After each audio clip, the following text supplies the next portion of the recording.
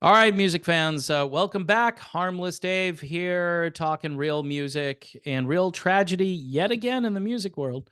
Doing it in real time for a few real people out there, just like you and me. In the late 70s, if you scour the sleeves inside of albums or even the back covers of albums, you're probably going to find on the really good quality music of the era, you're going to find a saxophone playing by the great David Sanborn. David Sanborn has passed away at the age of 78. Just a pioneer, one of the great saxophone players ever. It's not even a debate, really.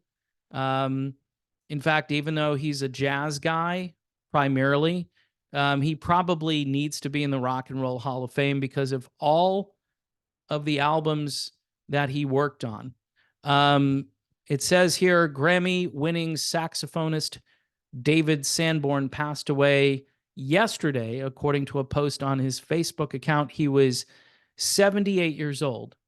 It is with sad and heavy hearts that we convey to you the loss of internationally renowned, six-time Grammy award-winning saxophonist David Sanborn.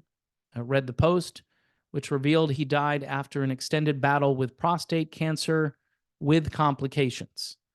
So Mr. Sanborn had been dealing with the cancer since 2018 and had been able to maintain his normal schedule of events until recently, the post continued.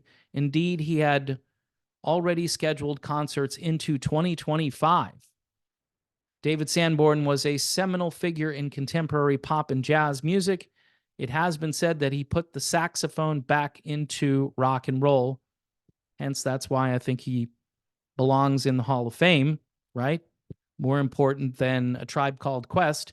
Anyway, Sanborn, an alto saxophonist, was well known not only in the jazz world but in pop, rock, and R&B as well. He released his first album, Taking Off, in 1975, which landed in the top 20 on the Billboard Jazz Albums chart.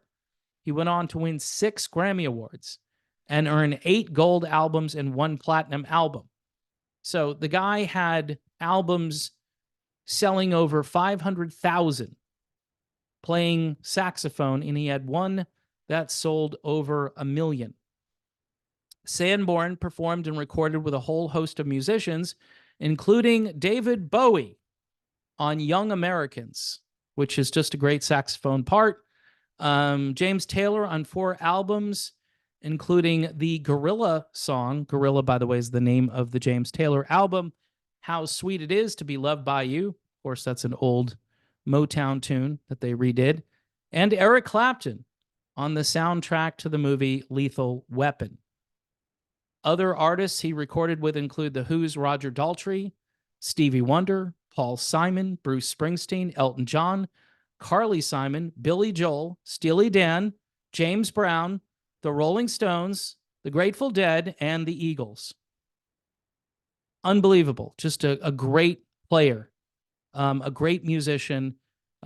If, again, you had an album from, say, I don't know, 1975 up until probably the mid-1980s, you might see that David Sanborn was working on that album. There are so many different artists that, and they listed some of them here, but I believe there are quite a few more. They're not making David Sanborns anymore. I know he inspired a lot of other great saxophone players. Talk to Kenny G. I'm pretty sure he's going to tell you that David Sanborn was a huge influence. But David made the saxophone mainstream, which was awesome. And so I don't know anybody in the current music or on the current music scene that is anywhere near where David Sanborn was, and his influence, again, playing on a lot of rock and pop records and recording some great music of his own. Anyway, our thoughts and prayers go out to everyone who was either influenced by David Sanborn or who is family of David Sanborn.